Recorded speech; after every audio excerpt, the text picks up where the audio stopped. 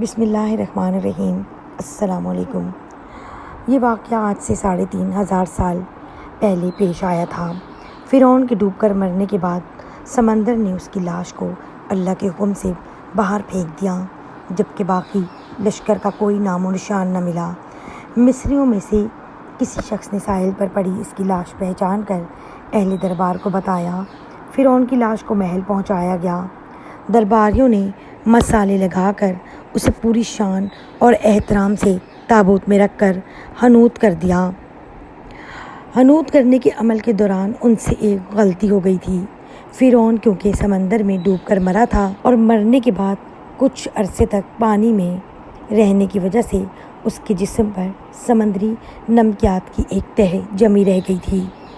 مصریوں نے اس کی لاش پر نمکیات کی وہ تہہ اسی طرح رہنے دی اور اسے اسی طرح محفوظ کر دیا۔ وقت گزرتا رہا، زمین و آسمان نے بہت سے انقلاب دیکھے جن کی گرد کے نیچے سب کچھ چھپ گیا، حتیٰ کہ فرعونوں کی حنوط شدہ لاشیں بھی زمین کی تہوں میں چھپ گئیں۔ ان کے نام صرف کتابوں، ان کی تعمیرات اور لوگوں کے ذہنوں میں رہ گئے۔ اس واقعے کے 2000 سال بعد اس دنیا میں اللہ کے آخری نبی حضرت محمد مصطفیٰ صلی اللہ علیہ وآلہ وسلم تشریف لائے۔ ان پر نازل ہونے والی آخری کتاب میں فرعونوں کے قصے بڑی تفصیل کے ساتھ بیان کیے گئے تھے، اور اسی سلسلے میں اس فرعون کا جسم محفوظ کرنے کی بابت آیت بھی نازل ہوئی تھی، جس کی سچائی پر سب اہل ایمان کا پختہ یقین تو تھا، لیکن وہ سمجھنے سے قاصر تھے کہ اس خدائی کا دعوے دار کرنے والے شخص کی لاش کہاں محفوظ کی گئی اور کیسے اسے عبرت کا نشان بنایا جائے گا۔ 1871 میں مصر کے ایک شہر الغورنیہ سے تعلق رکھنے والے ایک غریب اور معمولی چور احمد عبدالرسول کو فرعونوں کی حنوط شدہ لاشوں کی طرف جانے والے خفیہ راستے تک رسائی مل گئی۔ احمد عبدالرسول نوادرات چوری کر کے بیچا کرتا تھا۔ ایک دن وہ دریائے نیل کے کنارے کے قریب تبیسا کے مقام پر اسی سلسلے میں پھر رہا تھا جب اسے ایک خفیہ راستے کا پتہ چلا۔ وہاں وہ نوادرات کی چوری کے لیے جگہ کھود رہا تھا کہ اسی دوران اسے کچھ لوگوں نے پکڑ لیا اور پولیس کے حوالے کر دیا۔ وہ جس جگہ کو کھود رہا تھا وہاں سے ملنے والے راستے کی جب مسلسل کھدائی کی گئی، 1891 کو دوسری ممیوں کے ساتھ اسی غرق ہونے والے فرعون کی لاش بھی مل گئی۔ اس کے کفن پر سینے کے مقام پر اس کا نام لکھا ہوا تھا۔ ان ممیوں کو ماہرین قاہرہ لے گئے۔ جب ان ممیوں کا تفصیل سے جائزہ لیا گیا تو فرعون والی ممی پر جمی نمکیات کی تہہ سے تصدیق ہو گئی کہ یہ وہی فرعون ہے جسے اللہ نے پانی میں غرق کر کے بدترین انجام سے ہمکنار کیا تھا۔ یہ بہت بڑا واقعہ تھا۔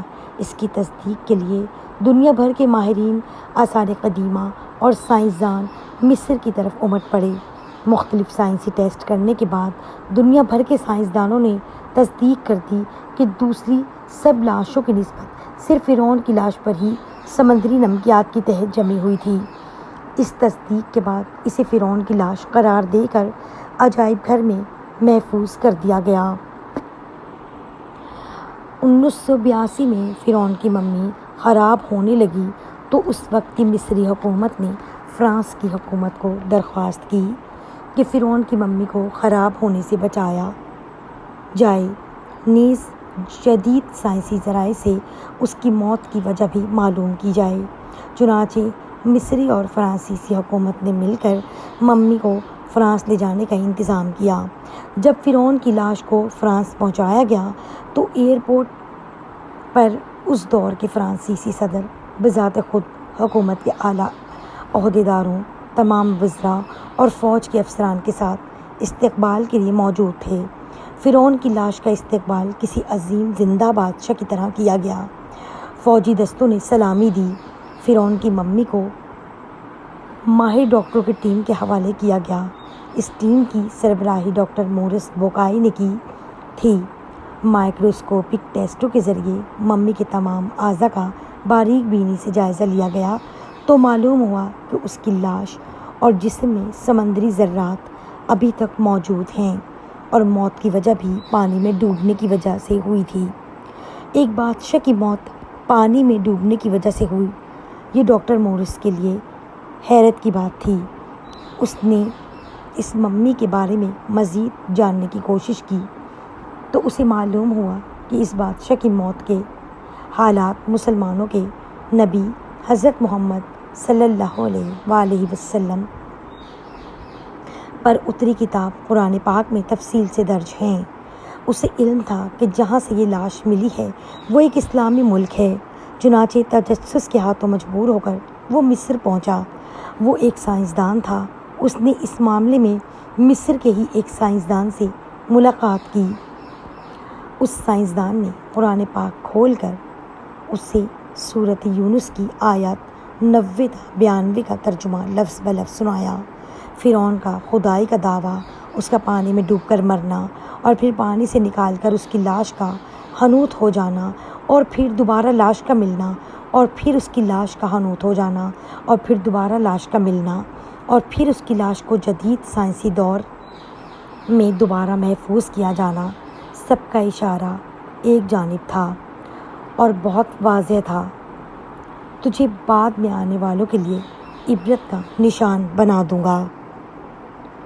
فرعون کی لاش ایسے محفوظ کر کے دنیا کے سامنے لا کر رکھ دی گئی ہے کہ انٹرنیٹ کی ایک کلک پر رسائل و جرائد پر، ٹی وی چینلز پر، عجائب گھر میں اربوں انسانوں کی آنکھوں کے سامنے کریہ اور پچکی قابل ترس حالت میں موجود ہے۔